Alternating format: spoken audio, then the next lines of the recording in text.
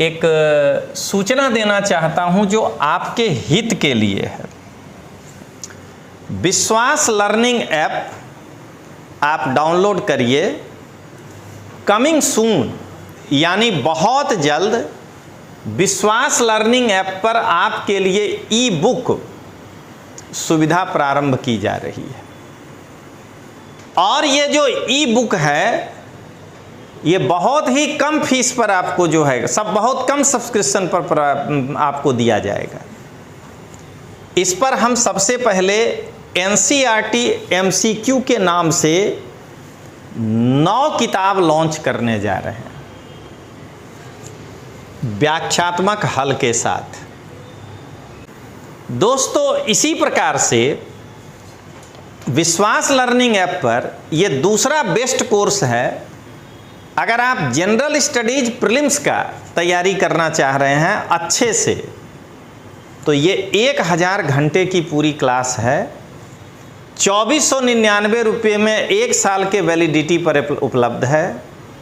तो देर किस बात की, फ़ोन उठाइए, विश्वास लर्निंग ऐप डाउनलोड करिए और GS प्रीलिम्स 2499 रुपये में लेकर के अपनी तैयारी को एक नई ऊंचाई और एक नया आयाम दीजिए।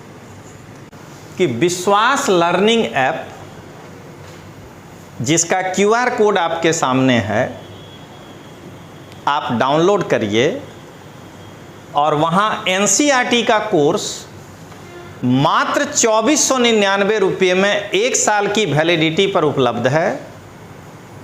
और ये कोर्स 1000 घंटे की है।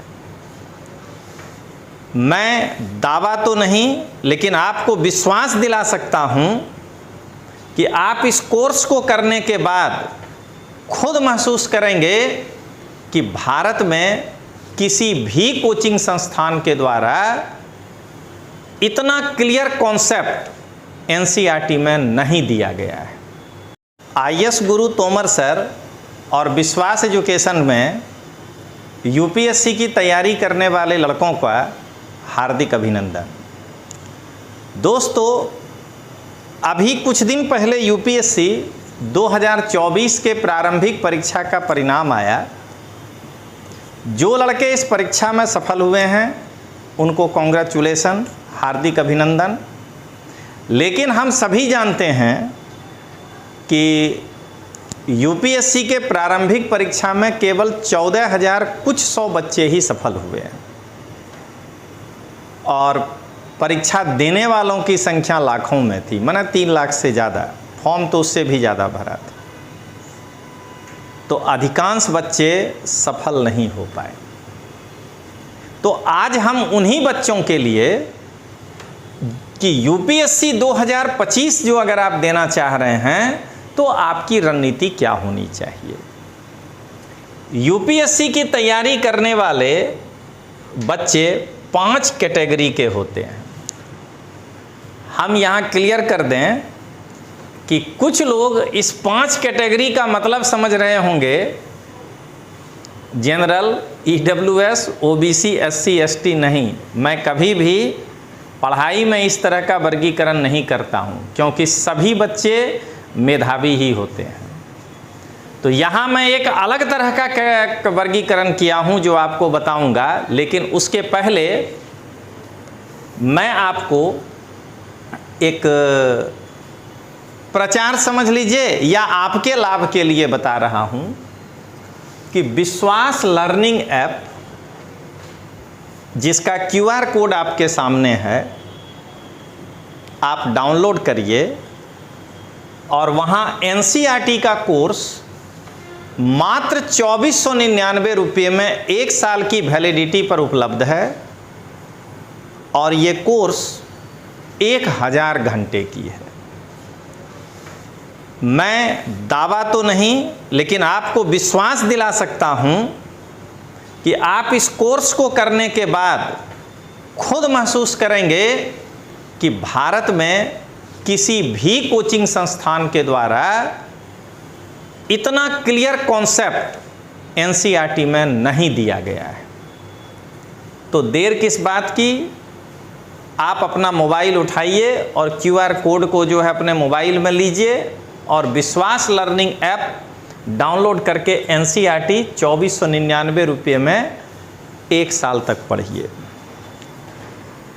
दोस्तों, इसी प्रकार से विश्वास लर्निंग ऐप पर ये दूसरा बेस्ट कोर्स है। अगर आप जनरल स्टडीज प्रीलिम्स का तैयारी करना चाह रहे हैं अच्छे से, तो ये 1000 घंटे की पूरी क्लास है। 2499 रुपये में 1 साल के वैलिडिटी पर उपलब्ध है।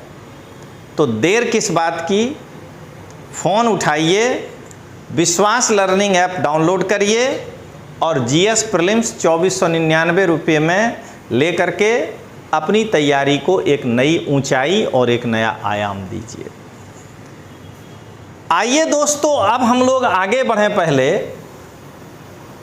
कि जो मैंने 5 कैटेगरी आपको कहा, वो 5 कैटेगरी क्या है। लेकिन उस कैटेगरी को जानने के पहले एक बार आपको पूरा UPSC का स्ट्रक्चर जरूर पता होना चाहिए, नहीं तो आप न्याय नहीं कर पाएंगे। तो हम सभी जानते हैं कि UPSC द्वारा आयोजित सिविल सर्विसेज एग्जामिनेशन 2 भाग में बटा हुआ है, सिविल सर्विसेज प्रीलिम्स और civil services mains. Civil services prelims जो है वो 400 अंकों का है और सिविल सर्विसेज मेंस 2025 अंकों का है। सिविल सर्विसेज मेंस 2 भागों में विभाजित है। एक को हम लोग सिविल सर्विसेज रिटन बोलते हैं और एक को हम लोग सिविल सर्विसेज इंटरव्यू कहते हैं। 1750 अंकों का रिटन है और 275 अंकों का इंटरव्यू है। दोनों को मिला करके तब मेरिट बनता है। CSP के अंदर 2 पेपर हैं, जनरल स्टडीज 1 100 क्वेश्चन 2 मार्क का 1, 2 घंटे आपको समय मिलेंगे। और दूसरा GS 2 जिसे हम कोचिंग क्लास वाले CSAT कहते हैं, 80 प्रश्न 2.5 मार्क का 200 अंकों का। CSAT के अंदर 33% मार्क लाना जरूरी है मिनिमम, ये क्वालिफाइंग है, यानी 66.67 और मेरिट जनरल स्टडीज 1 से बनता है। दोस्तों, हम लोग जो 2025 के लिए अभी प्लान बनाएंगे, तो वो पहले मैं आपको सिविल सर्विसेज प्रीलिम्स के बारे में बताऊं। अब ये जो GS 1 है, इसके अंदर इतिहास एवं संस्कृति टोटल 7 टॉपिक है। भूगोल, पर्यावरण, सामान्य विज्ञान, राज व्यवस्था, भारतीय अर्थव्यवस्था,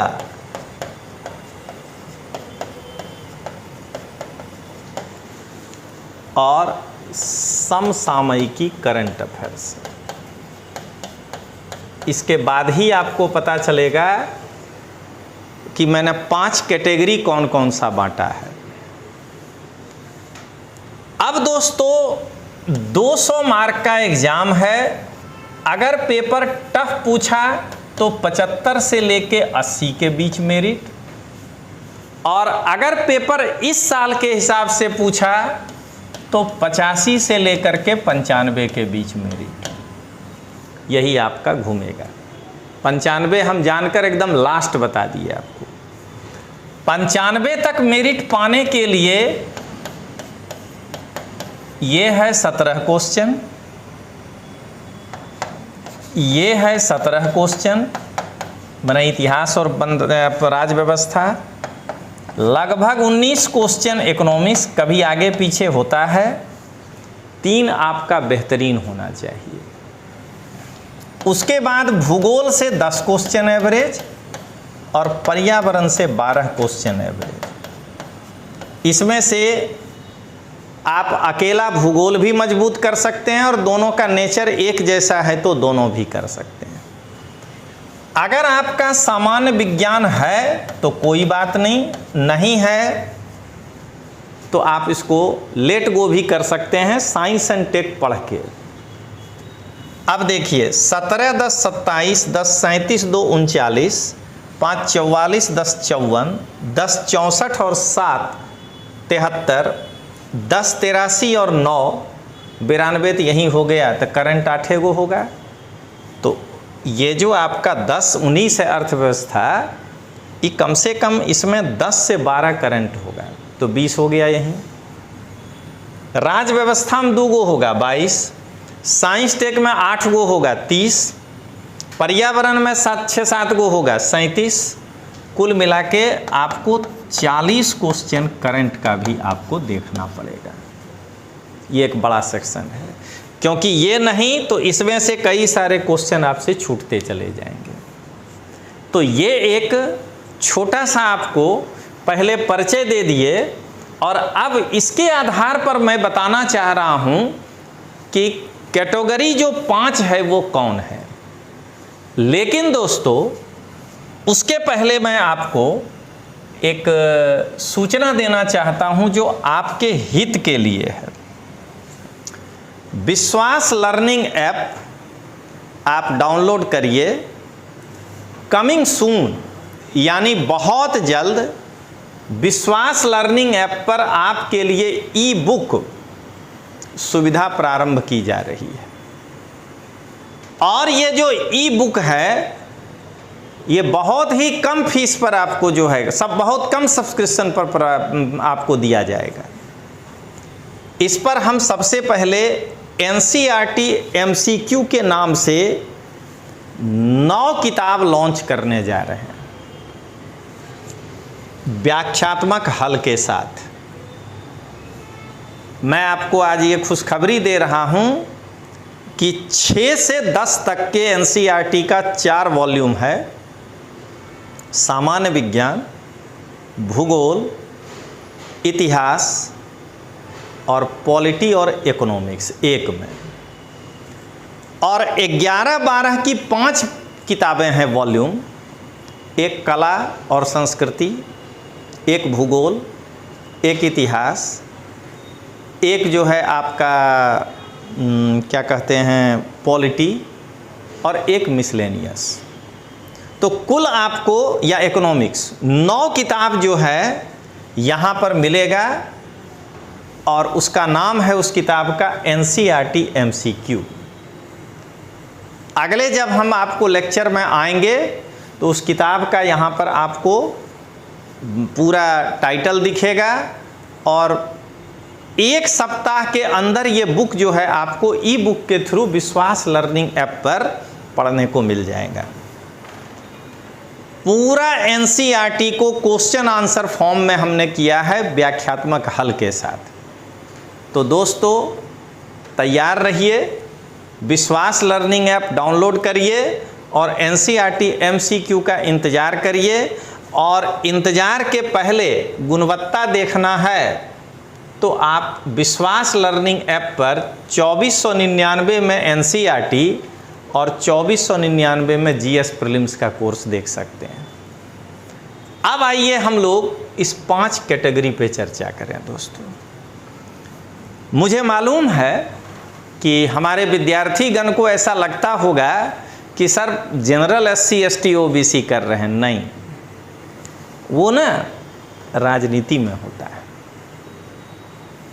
क्योंकि वहाँ अलग अलग वर्गों की आर्थिक और सामाजिक स्थिति अलग होती है। यहाँ तो हम परीक्षा में बैठ रहे हैं, सब बराबर है। इसलिए कैटेगरी जो यहाँ बनाए हैं जब आप देखेंगे तब आपको पता चलेगा कि ये कैटेगरी क्या है। और हम उस कैटेगरी के हिसाब से आपको जो है गाइड करेंगे कि 2025 में आपको क्या करना चाहिए।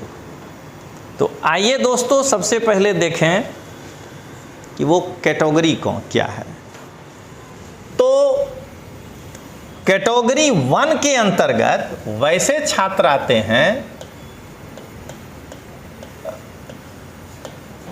कैटेगरी 1 के अंतर्गत वैसे छात्र आते हैं जो बिल्कुल न्यू कमर है, यानी कि जो अब जगे हैं और अब सोच रहे हैं कि हमको 2025 में एग्जाम देना है। इनकी स्ट्रेटेजी अलग होगी दोस्तों। कैटेगरी 2 में वह विद्यार्थी है जो इस बार के एग्जाम में जीएस में 60 प्लस गया है और सी सेट में नहीं पास कर पाया, लेकिन उसमें भी करीब था और इस कारण से उसका पीटी नहीं हुआ। इसके तैयारी का तरीका अलग होगा दोस्तों।